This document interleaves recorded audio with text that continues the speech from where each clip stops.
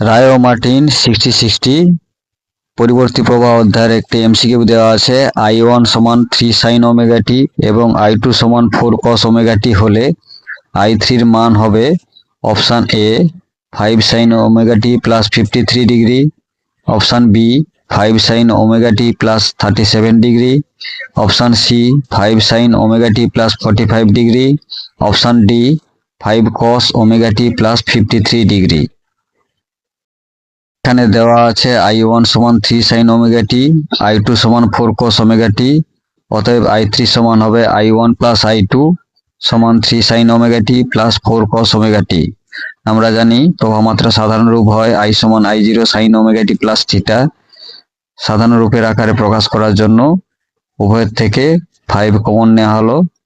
5 common নিলে হবে 5 into 3/5 sin omega টি plus 4/5 cos omega টি।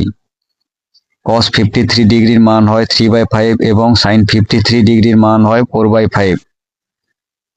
সুতরাং I3 সমান হবে 5 into cos 53 degree sin omega টি plus sin 53 degree cos omega t সমান 5 sin omega টি plus 53 degree. সুতরাং এক্ষেত্রে সঠিক উত্তরটি হবে অপশান এ।